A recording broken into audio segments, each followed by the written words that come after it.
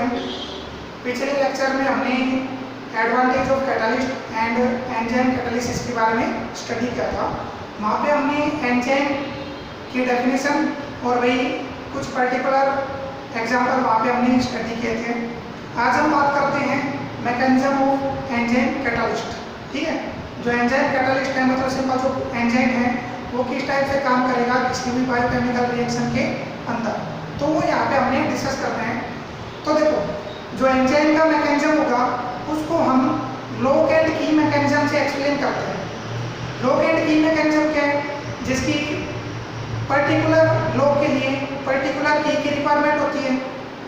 ये थोड़ी है कि मान लो कोई भी चाबी या कोई भी की है वो गिवन लॉक पे लगा दो तो वो क्या ओपन हो जाएगा, ये थोड़ी होता है। उसके लिए क्या होता है, पर्टिकुलर लॉक के लिए पर्टिकुलर की रिक्वायरमेंट होती है।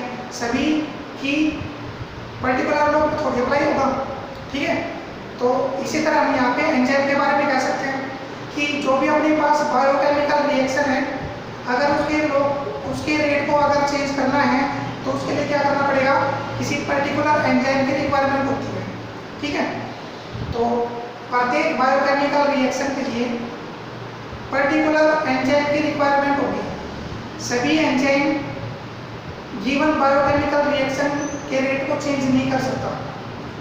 अगर गिवन बायोकेमिकल रिएक्शन के रेट को चेंज करना है तो उसके लिए एक पर्टिकुलर एंजाइम की रिक्वायरमेंट होती है, तो वो हमने सेलेक्ट करना है। ठीक है, समझ में आ गया?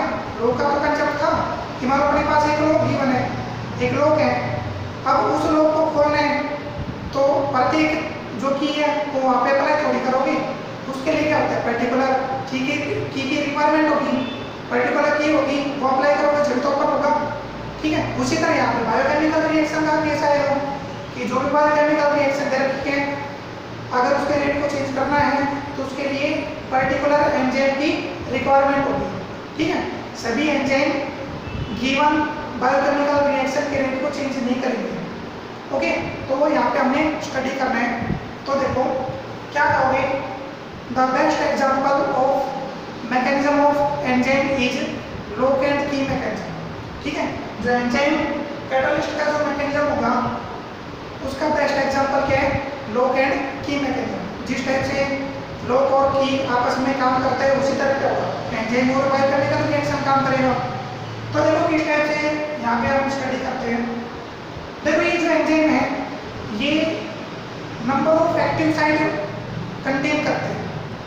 जो भी अपने पास एंजाइम प्रेजेंट होगा उसके अंदर क्या होते हैं, number of active site present होगी और इस एक्टिव साइट पे number of functional group present होते हैं। क्या क्या फंक्शनल ग्रुप प्रेजेंट होंगे, जिसकी हाइड्रोक्सी ग्रुप हो गया, OH एल्कोहल से रिप्रेजेंट करते हैं, कार्बोक्सिलिक ग्रुप हो गया, ठीक है, और वही एल्डिहाइड मतलब कार्बोनाइल ग्रुप हो गया। तो डिफरेंट टाइप के फंक्शनल ग्रुप एंजाइम पे एक्टिव साइट की तरह प्रेजेंट होते हैं। ठीक है, तो देखो मैकेनिज्म ऑफ एंजाइम कैटालिस्ट की बात करें तो देखो किस टाइप से काम करेगा। तो यहाँ पे डिफरेंट टाइप के स्टेप आते हैं, वो स्टेप अप्लाई करेंगे और वही ये रिएक्शन करवाते हैं। तो देखो स्टेप नंबर फर्स्ट,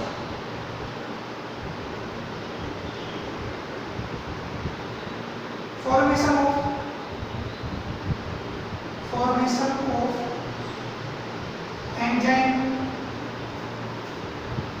सबस्ट्रेट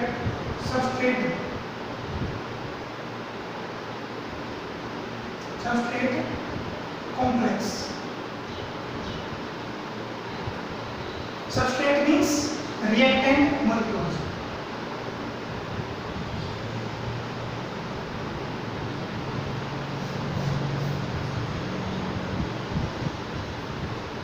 देखो पहला स्टेप क्या है, formation of enzyme substrate complex.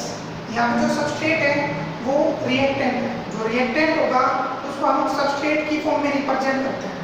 तो जो पहला स्टेप है वो क्या है, हमें क्या फॉर्म करने हैं, एंजाइम सबस्ट्रेट कॉम्प्लेक्स फॉर्म करने हैं। ठीक है, तो यहाँ पे जो एंजाइम होगा एक्ट एज लॉक और यहाँ पे जो सबस्ट्रेट होगा मतलब जो रिएक्टेंट होगा एक्ट एज की। समझ में आ गया? तो ये रिलेशन है। तो देखो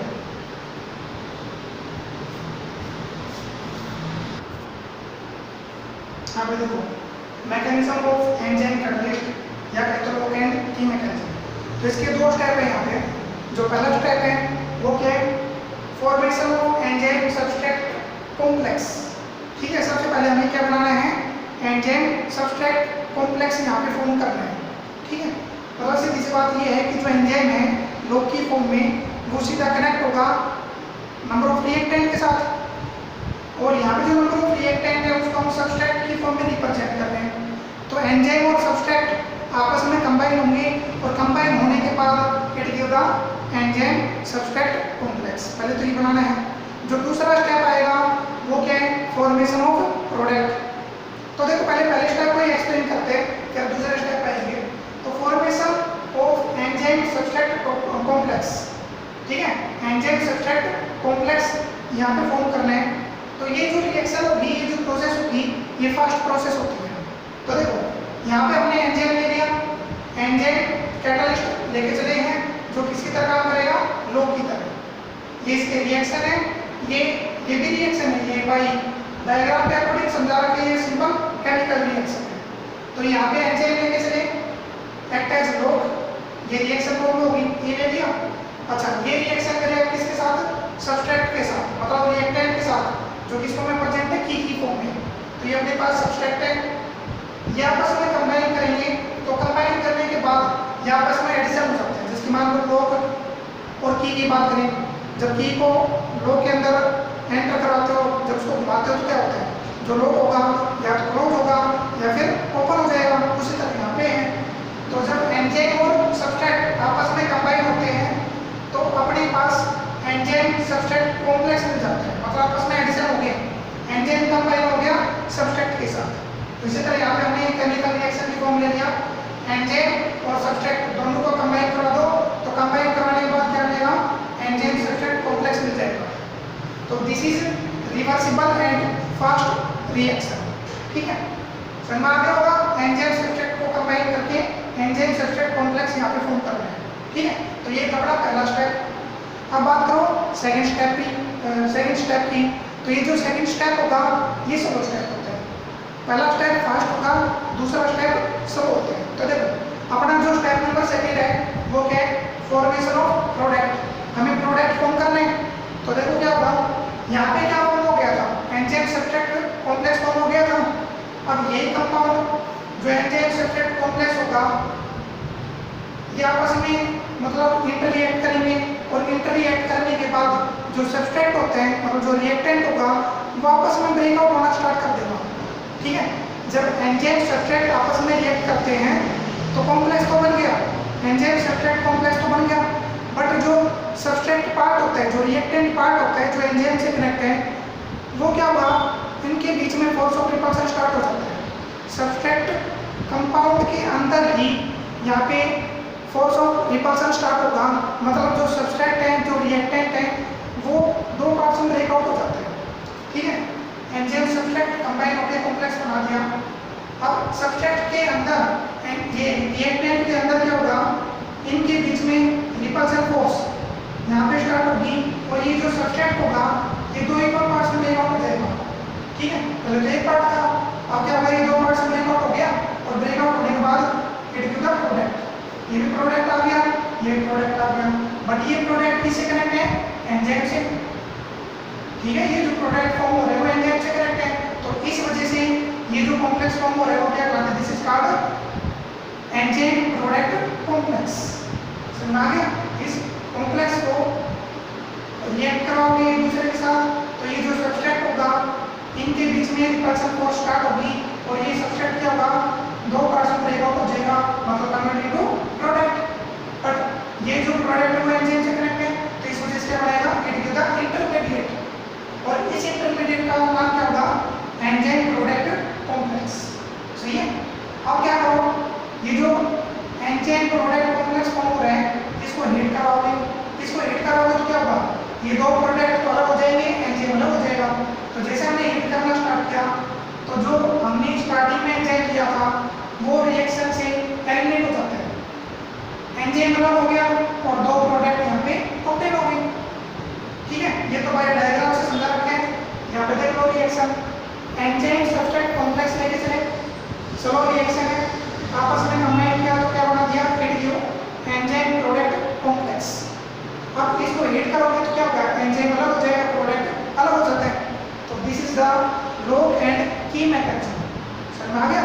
तो ये अपना mechanism of enzyme catalyst. Okay, आगे होगा तो यहाँ पे जो कंप्लीट वर्किंग होगी वो लॉग एंड की पे ही बेस है, किस टाइप से लॉग और की काम करता है। उसी तरह यहाँ पे एंजाइम और सब्सट्रेट कंपाउंड की वर्किंग करवानी है। ओके, तो कर लोगे, आगे देखते हैं।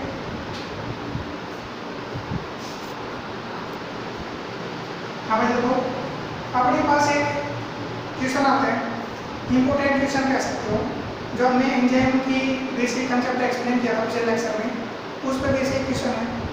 क्वेश्चन क्या कह रहे हैं, भाई food in our body is digest so fast. जब हम भोजन करते हैं, खाना खाते हैं, तो वो जल्दी डाइजेस्ट हो जाते हैं, ऐसा क्यों? तो क्या जवाब दोगे, भाई food in our body is digest so fast. तो जो फूड होगा वो इजीली डाइजेस्ट होगा बॉडी के अंदर। क्यों होगा, इजीली डाइजेस्ट क्यों होते हैं?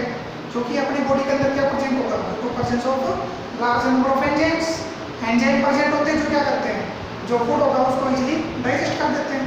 ठीक है, तो 2% of number of enzymes molecules. Okay, अच्छा उसके बाद कुछ इंपॉर्टेंट एग्जांपल आते हैं, some important example of catalyst, जिसकी अभी हमने एंजाइम कैटलिस्ट के मैकेनिज्म का एक्सप्लेन किया था। तो वहाँ पे हमने कहा था कि पर्टिकुलर बायोकेमिकल रिएक्शन के लिए पर्टिकुलर एंजाइम की रिक्वायरमेंट होती है। ठीक है, मान लो कोई भी केमिकल रिएक्शन है, उसके रेट को चेंज करना है, उसके लिए क्या होगा, biochemical reaction, particular biochemical reaction की रिक्वायरमेंट होगी। या ऐसे कह दो कि मान लो अपने पास कोई भी पर्टिकुलर बायोकेमिकल रिएक्शन दे रखी है, उसके रेट को चेंज करना है, तो उसके लिए क्या होगा, पर्टिकुलर एंजाइम की रिक्वायरमेंट होगी। सभी एंजाइम थोड़ी अप्लाई हो सकते हैं वहाँ पे। तो इसी तरह यहाँ पे कैटलिस्ट की बात कर लो, अगर गिवन केमिकल रिएक्शन की रेट को अगर चेंज करना है तो उसके लिए पर्टिकुलर कैटलिस्ट की रिक्वायरमेंट होती है। सभी कैटलिस्ट गिवन रिएक्शन के रेट को चेंज नहीं कर सकते। ठीक है, तो उसके लिए क्या चाहिए, पर्टिकुलर कैटलिस्ट की रिक्वायरमेंट होगी, वो लेके चलना पड़ेगा। जिसके मान लो एग्जाम्पल ले लिया, carbon monoxide plus H2, carbon monoxide की रिएक्शन हाइड्रोजन गैस से करवाओगे इन परसेंट ऑफ लिक्विड, तो हमें क्या मिलेगा, मीथेन प्लस वाटर। ठीक है, दूसरा देखो, carbon monoxide plus hydrogen gas combine to each other in percent of mixture of copper and zinc oxide. पहले रिएक्शन में कॉपर क्या नाम है, कार्बन मोनोऑक्साइड की रिएक्शन हाइड्रोजन गैस से करवानी थी निकेल की प्रेजेंस में, तो बड़ा जो भी प्रोडक्ट था वो क्या था, मीथेन और वाटर। यहाँ पे हमने रिएक्टेंट तो सेम रखे पर कैटलिस्ट चेंज कर दिया। कार्बन मोनोऑक्साइड की रिएक्शन हाइड्रोजन से ही करवाओगे, बट कैटलिस्ट चेंज कर दिया। मिक्सर लेंगे किसका, कॉपर और जिंक ऑक्साइड का, और साथ में क्या लेंगे, क्रोमियम ट्राइऑक्साइड, तो इनका मिक्सर लेके चले हैं। तो अगर इस प्रोसेस में रिएक्शन कराओगे तो क्या होगा, हमें क्या मिलेगा, मेन प्रोडक्ट मीथेन। अगर यहाँ पे कैटलिस्ट कॉपर और जिंक ऑक्साइड का मिक्सर है या फिर क्रोमियम ट्राइऑक्साइड यहाँ पे कैटलिस्ट की तरह काम कर रहे हैं, तो प्रोडक्ट क्या मिलेगा, मीथेनॉल। अगर निकेल कैटलिस्ट हुआ तो मीथेनॉल वाटर मिलता है। ठीक है, तीसरी रिएक्शन में कार्बन मोनोऑक्साइड की रिएक्शन हाइड्रोजन से करवाना कॉपर की प्रोसेस में, तो हमें यहाँ पे फॉर्मल एल्डिहाइड मिलता है। ठीक है, तो पर्टिकुलर एंजाइम की पर्टिकुलर बायोकेमिकल रिएक्शन में वर्किंग होती है। ठीक है, अगर कैटलिस्ट चेंज करोगे तो जो प्रोडक्ट है उसकी अमाउंट, उसकी क्वांटिटी या उसका नेचर कंप्लीटली चेंज हो जाएगा। ठीक है, अगर एक पर्टिकुलर कैटलिस्ट लिया, जैसे निकेल लिया, तो निकेल में अलग प्रोडक्ट फॉर्म हो रहा था, अगर दूसरा कैटलिस्ट लेके चलोगे तो वो अलग प्रोडक्ट फॉर्म करेगा, अगर तीसरा कैटलिस्ट लोगे तो वो अलग प्रोडक्ट फॉर्म करता है। ठीक है, तो सभी कैटलिस्ट की वर्किंग अलग होती है, वो डिफरेंट टाइप के प्रोडक्ट यहाँ पे फॉर्म करता है। ठीक है, तो ये तो कुछ सब important example of catalyst. Okay, अब जो पार्ट बी है अपना कैटलिस्ट एंड कैटालिसिस, उसका एक लास्ट टॉपिक है। लास्ट टॉपिक है क्या, some important properties of enzymes, जिसकी पीछे पड़ी थी some important properties of catalyst, उसी तरह यहाँ पे क्या लोगे, some important properties of enzyme catalyst या कैटालिसिस। वहाँ पे क्या क्या आया था, सेलेक्टिविटी आया था, रिएक्टिविटी आया था, एक्टिविटी कह सकते हो। तो कुछ मतलब इंपॉर्टेंट पॉइंट वहाँ पे आए थे, इंपॉर्टेंट प्रॉपर्टीज आती, वही प्रॉपर्टी यहाँ पे पढ़ोगे, ठीक है। तो ये जो टॉपिक है some important properties of enzymes, ये नोट्स में से कुछ पढ़ने हैं। तो ये जो पार्ट बी था वो कंप्लीट हो गया। अब अगले लेक्चर में अपना जो लास्ट पार्ट है एड्सॉर्प्शन एंड एब्जॉर्प्शन, उसके बारे में स्टडी करेंगे।